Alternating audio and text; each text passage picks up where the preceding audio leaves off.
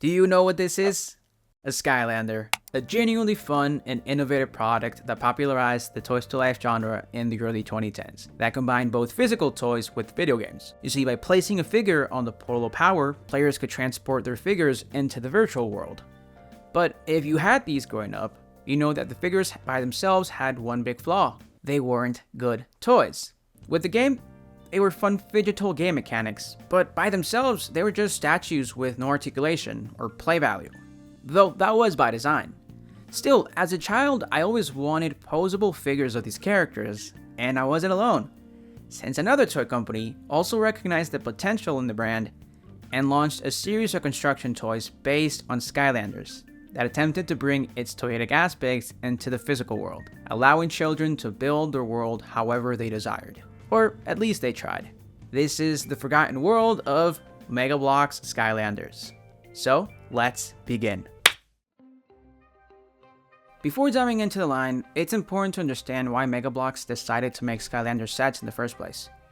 You see, during the 2000s, Mega Bloks was a growing company, gaining ground year by year, and even becoming a notable competitor to LEGO's long-lasting dominance. Although Mega Bloks didn't have the same brand recognition, quality control, or an established fanbase, they were an innovative and ambitious company. Despite the overall decline in construction toy sales in the early 2000s, Mega Bloks managed to grow and even outsold LEGO in 2003.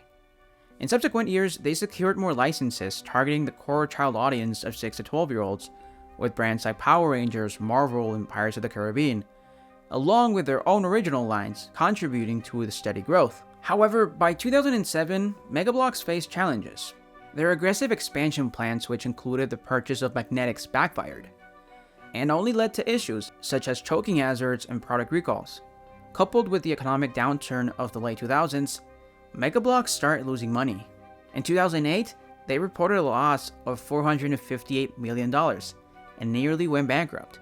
Despite this, with the release of the Halo Mega Bloks theme in 2009, they still lost money, but not as much as the previous year, indicating that their financial restructuring was having some effect. By 2010, Mega Bloks had stabilized itself, but needed another strong intellectual property. With Disney buying Marvel and LEGO securing a deal with Disney, Mega Bloks had lost the Marvel license and began searching for the next big thing. And their answer was clear: video games. Following the success of their Halo line, Mega Bloks saw potential in construction sets based on popular video games, with Activision's new IP, Skylanders, being a perfect match. And on May 30th, 2012, it was announced that Activision and Mega Brands had agreed on a multi-year licensing contract to produce construction sets based on the Skylanders Giants video game. By this time, Skylanders Spyro's Adventure had already been released and was a massive hit, becoming the #1 video game worldwide. It remains unclear though how far along was this deal in place before it was publicly revealed.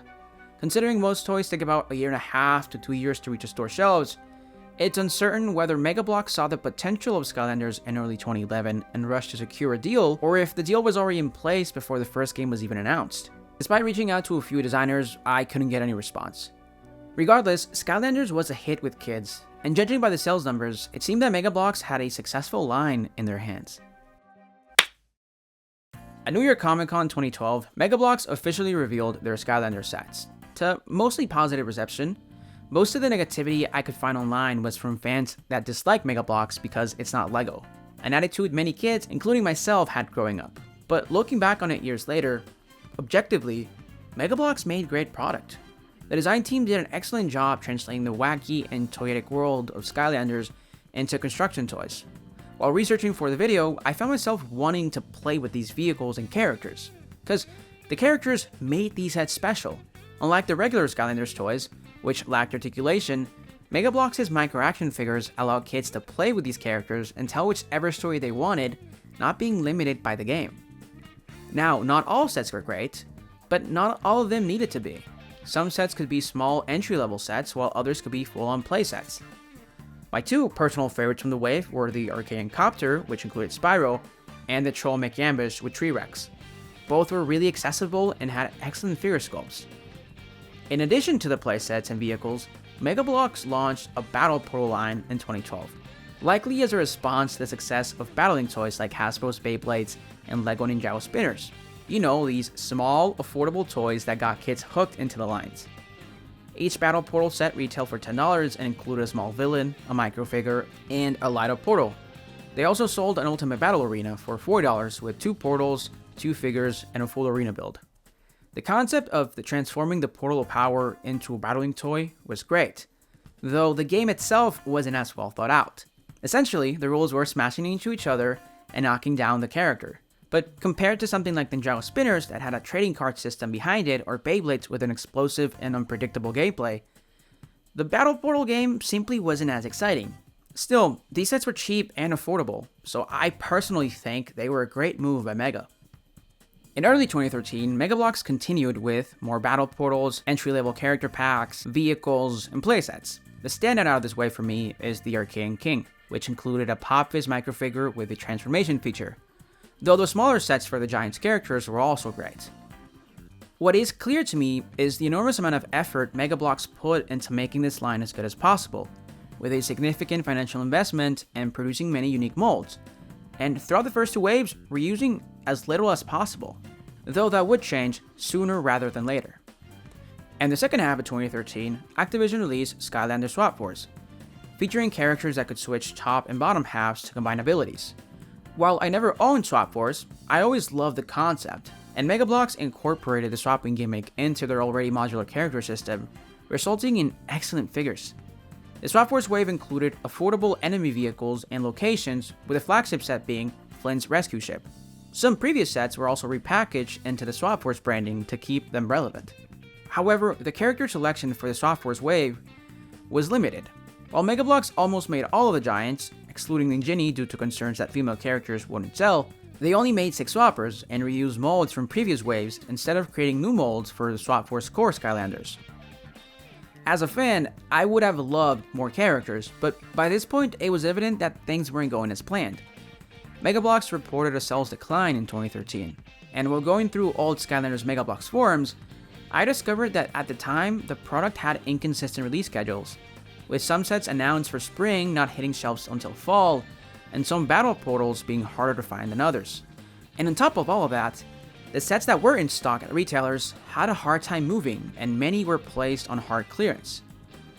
While Skylanders was still a popular brand, the toy sales for the Mega Bloks line didn't match those of the game. In a way, Mega Bloks wasn't just competing with LEGO and other construction brands on shelves, but they were also competing with the Skylander figures themselves. And well, Mega Bloks was losing the battle.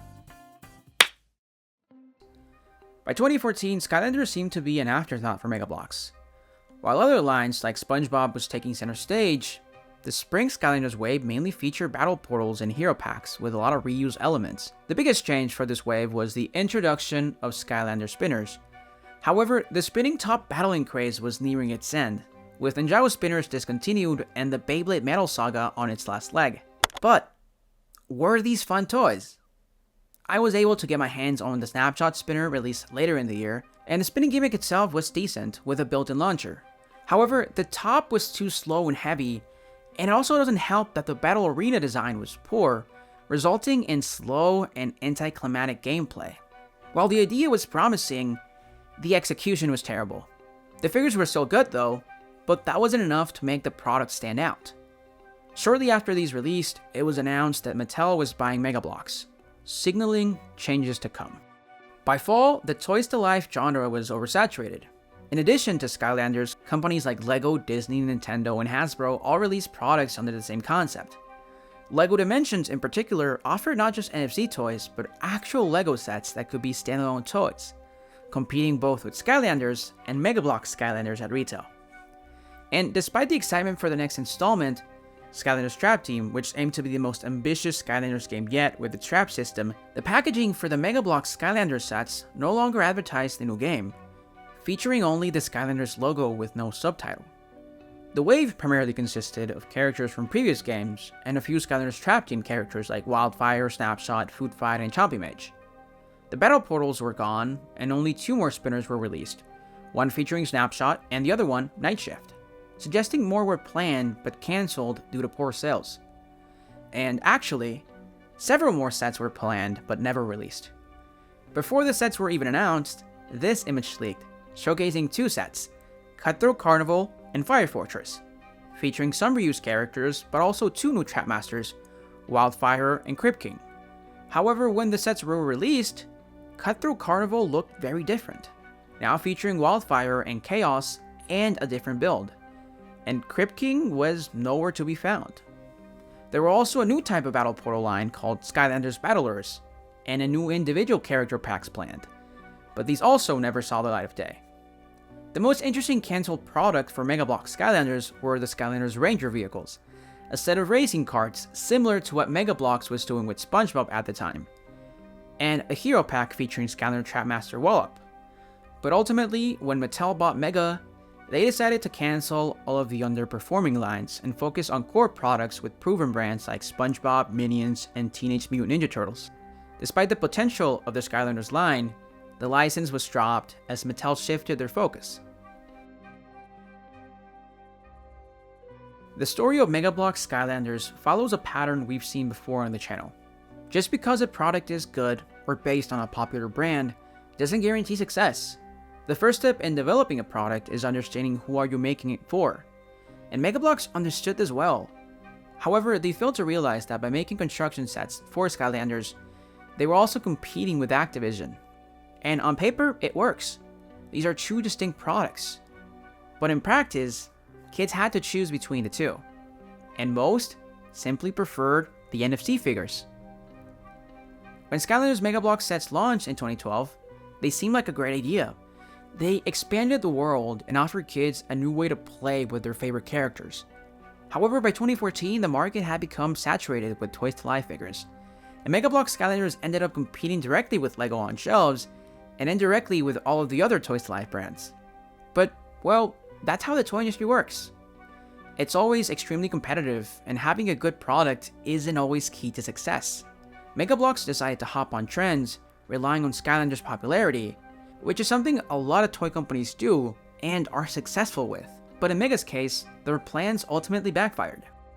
I do want to end the video on a good note though. If you were a Skylanders fan growing up like myself and never got any of these sets, try getting your hands on one. They're not that expensive online. On sites like eBay, sealed battle portals go for around $20.